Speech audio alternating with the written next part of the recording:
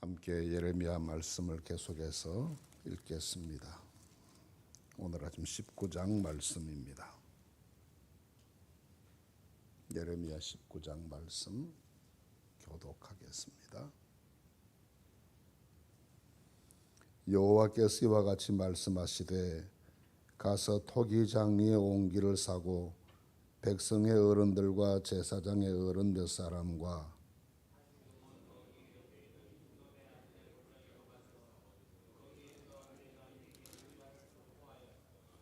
말하기를 너희 유다 왕들과 예루살렘 주민아 여호와의 말씀을 들으라. 만군의 여호와 이스라엘의 하나님이 이같이 말씀하시되 보라 내가 이곳에 재앙을 내릴 것이라. 그것을 듣는 모든 자의 귀가 떨리니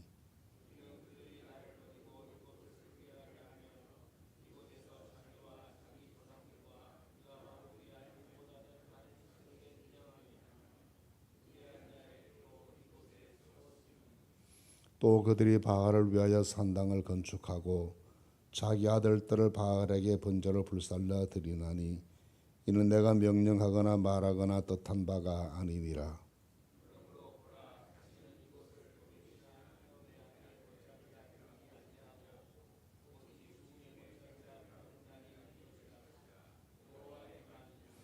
내가 이곳에서 유다와 예루살렘의 계획을 무너뜨려 그들로 그 대적압과 생명을 찾는 자의 손에 칼에 엎드러지게 하고 그 시체를 공중의 새와 땅의 짐승의 밥이 되게 하며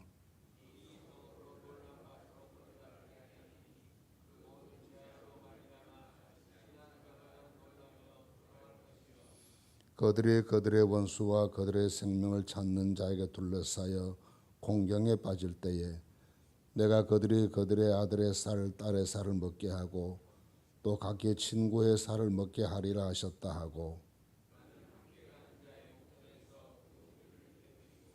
그들에게 이르기를 만군의 여호와께서 이와 같이 말씀하시되 사람이 토기장의 그릇을 한번 깨뜨리면 다시 완전하게 할 수 없나니 이와 같이 내가 이 백성과 이 성읍을 무너뜨리리니 도벳에 매장할 자리가 없을 만큼 매장하리라.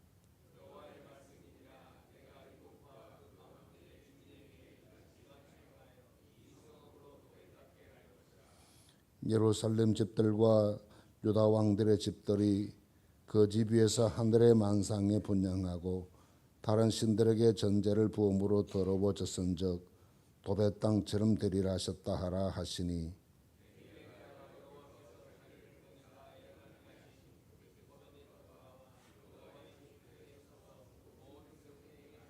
같이 봅니다.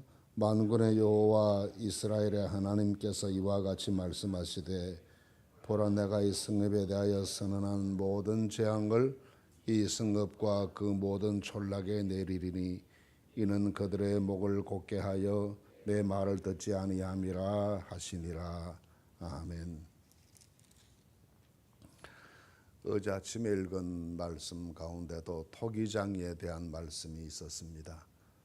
어제 아침 읽은 18장 말씀의 토기장이의 비교에 대한 말씀은 토기장이가 무엇을 만들다가 잘못 만들면 그것을 뭉개버리고 다시 새롭게 만든다라는 내용의 말씀이어서 세상과 사람의 운명이 다 하나님 손에 달려있는 것이다. 하나님께서 지으시는 대로 만드시는 대로 만들어지고 지어질 뿐인 존재가 인생이다라는 내용의 비유였습니다. 오늘 아침 읽은 말씀 역시 토기장이의 토기에 대한 말씀이 나오는데 그 토기를 사람이 들고 사용할 때는 소중한 것이지만 던져버리면 깨져서 아무 쓸모없는 것이 되고 만다는 내용의 비유를 말씀하시면서 이스라엘의 죄에 대한 지적을 하시는 말씀입니다. 오늘 말씀은 우선 2절 말씀에 보시면 하시드무 너귀 곁에 있는 흰놈의 아들의 골짜기로 가서 거기에서 내가 네게 이런 말을 선포하라 하고 하나님께서 말씀하셨습니다. 흰놈의 아들의 골짜기라는 곳으로 가서 거기에 함께 소집한 백성 중의 어른들과 제사장 중의 어른들, 그러니까 귀족들이나 서민들이나 그들 모두의 대표자가 되는 사람들을 다 불러놓고 그들에게 이 옹기장의 이 비유에 대한 말씀을 선포하라 하고 하나님께서 말씀하셨습니다. 그렇게 말씀하시면서 토기장의 옹기 하나를 싸서 가지고 들고 가라 하셨습니다. 이 토기장의 옹기라고 하는 것은 옛날 번역에 보면 오지병이다 그렇게 번역을 했습니다. 목이 아주 좁고 해서 액체를 담을 수 있는 그런 병의 형태로 만들어진 일종의 토기였습니다. 그런 토기를 하나님께서 사라 하셨는데 이 토기는 일반 서민들이 사용하는 가장 흔하게 볼 수 있는 용기가 토기였습니다. 물론 귀족들의 집에는 금이나 은이나 노스로 된 그릇들이 많이 있었겠지만 서민들은 그런 그릇을 사용할 수 없었기 때문에 토기를 사용해서 여러 가지 가정에 유용하게 사용했는데 그 값어치가 그렇게 있는 것이 아니고 또 던져버리면 쉽게 깨지고 해서 상처받기도 좋고 잘 깨지기도 하는 그런 유약한 그릇이 토기였습니다. 근데 그 토기를 싸서 예레미야의 손에 들고 있어라 그리고 말씀하라 했습니다. 이 토기는 바로 이스라엘의 상징이었습니다.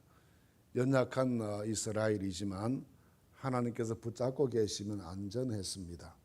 하나님 손에 있을 때는 어디에나 사용될 수가 있었습니다.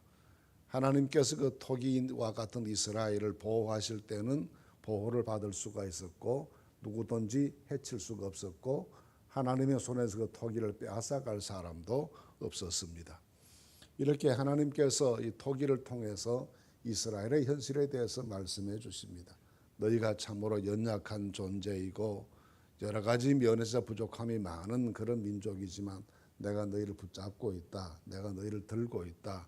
지금까지 이렇게 토기를 붙잡은 예레미야처럼 내가 너희를 지키고 돌보고 내 손에 이렇게 안전하게 보호하고 있었다라는 것을 말씀해 주십니다.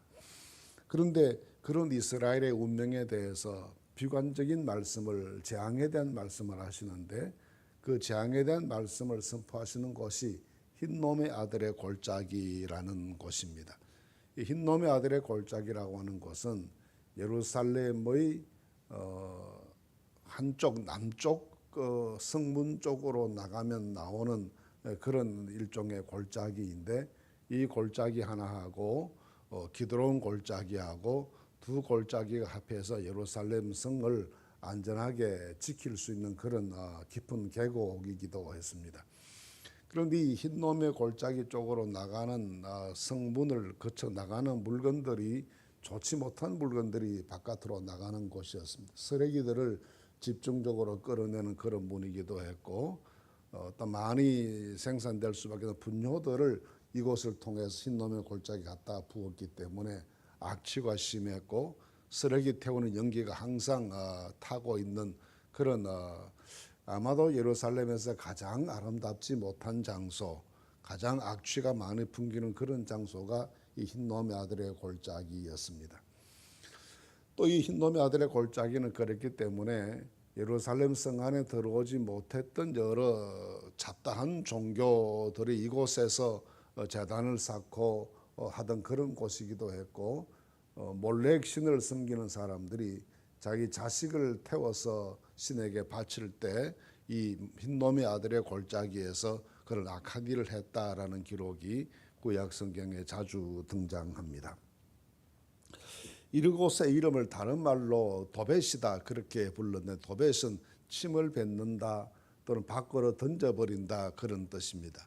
이곳에 여러 가지 쓰레기들을 밖으로 집어 던져버리는 곳이기도 하고 사람들이 침 뱉으며 지나가는 그런 곳이기도 하고 해서 역시 이 이름 역시 아름답지 못한 곳, 향기롭지 않는 곳, 많은 사람들이 외면하고 피해가는 곳 그런 뜻입니다.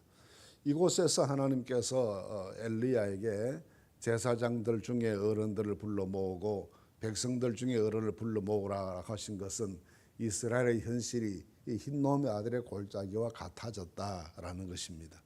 악취나고 아름답지 않고 누구든지 침뱉으며 지나갈 만큼 추하고 여기서 온갖 좋지 못한 일들이 벌어지고 있는 이 흰놈의 아들의 골짜기에 분뇨의 냄새가 진동을 하고 쓰레기 태우는 연기가 하늘로 올라가는 것처럼 이것이 지금 현재 처해 있는 이스라엘의 영적인 현실이다.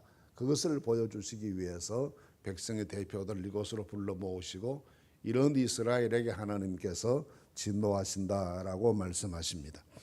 그 진노하신 내용 이유들을 설명하면서 4절 말씀 이하에 보시면 하나님께서 이들의 죄를 몇 가지를 지적하시는 첫째는 나를 버리고 했습니다. 하나님을 버렸다라는 것입니다. 둘째는 이곳을 불결하게 했다라고 했습니다.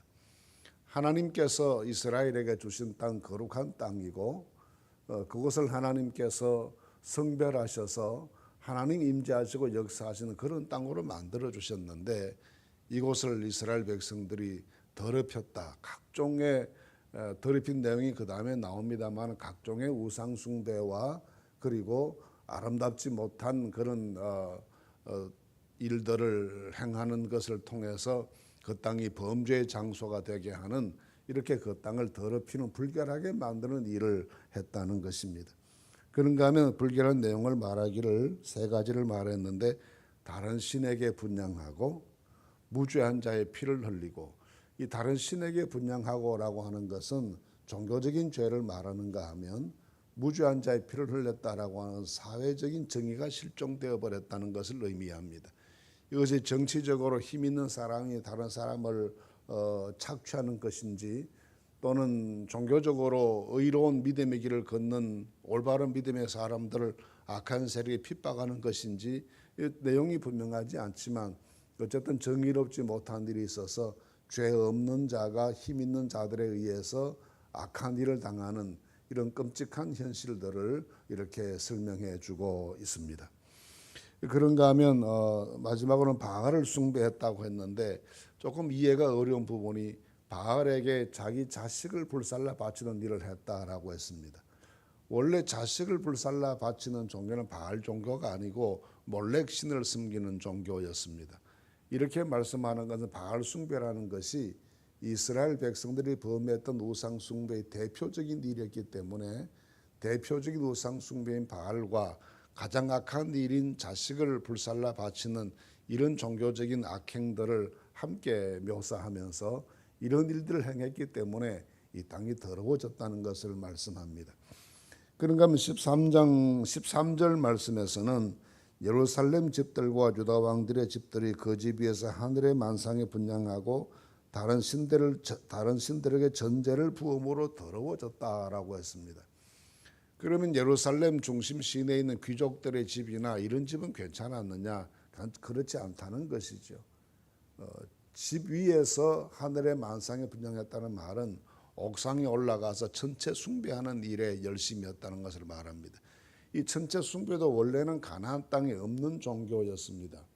북쪽에 있었던 아수르 지방의 종교였는데 어떤 경로를 통해서 이 종교가 이스라엘의 도입이 되게 되었고 대체로 아하스 왕 때에 그 일이 이루어졌다라고 보는데 이 천체 숭배를 실시하게 되어서 예루살렘의 고위 관료들이 자기 집의 옥상에서 하늘을 쳐다보면서 천체 숭배 열심이었고 다른 신들에게 전제를 부었다는 말은 이 전제를 붓는다는 말은 포도주를 제물 위에 부어서 성별한다 그런 뜻인데 하나님께 제사 드리는 것이 아니라 이방신에게 제사하기 위해서 이런 행위를 했다라는 것이 예루살렘에 있는 집들 가장 거룩해야 될 도시 한복판에서 가장 백성들 가운데 본이 되어야 될 사람들이 이런 악행을 스스럼없이 자행했다는 것을 고발하듯이 말씀하고 있습니다.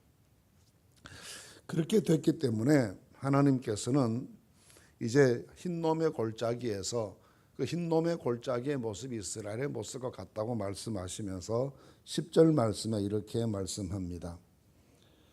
너는 함께 가는 자의 목전에서 그 온기를 깨뜨리고 했습니다.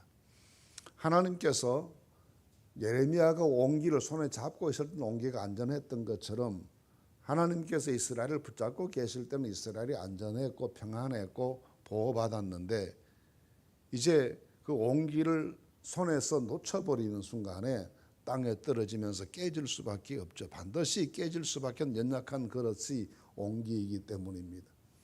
그렇게 깨지고 더 이상 그 다음 말씀 보시면 깨진 것은 다시 완전하게 할 수 없나니 했습니다. 회복 불가능이다 그런 말씀이죠. 이스라엘이 하나님 손에서 떠나는 순간, 하나님께서 그들을 버리시는 순간에 그들은 파괴되고 회복 불가능의 수준으로 넘어지게 될 것이다 라는 것을 말씀합니다. 이것은 결국 이스라엘의 죄가 얼마나 큰 것인가를 설명하고 서민에서부터 예루살렘 중심가에 사는 고관에 이르기까지, 왕들에게 이르기까지 그들의 죄가 얼마나 참담한 것인가를 설명하시면서 그 현상이 마치 흰농 골짜기에 연기 나고 냄새 나고 하는 그 모습처럼 이스라엘의 현실이 이렇게 타락하고 추해졌다는 사실을 여러 측면에서 말씀해 주시고 있습니다. 그렇기 때문에 이들에게 이제 하나님께서 진노하셔서 징계하심으로 파괴되고 조롱당하고 더 이상 회복 불가능의 상태로 전락하게 될 것을 엄중하게 경고하는 말씀을 하시고 있습니다. 예레미야는 이렇게 백성들이 듣기 싫은 소리이지만 또 하고 싶지 않는 예언의 말씀이지만 하나님께서 그 현실을 바르게 보여주시고 바르게 말씀을 전해주실 때 그 말씀을 있는 그대로 선포하는 것 때문에 많은 어려움을 당합니다. 바로 다음 장 20장으로 넘어가면 이 일 때문에 예레미야가 얼마나 큰 고초를 당하는지가 기록되어 있는데 하나님의 말씀을 전하는 사람의 사명은 그렇습니다. 사람들이 듣기에 좋은 말만 할 수는 없습니다.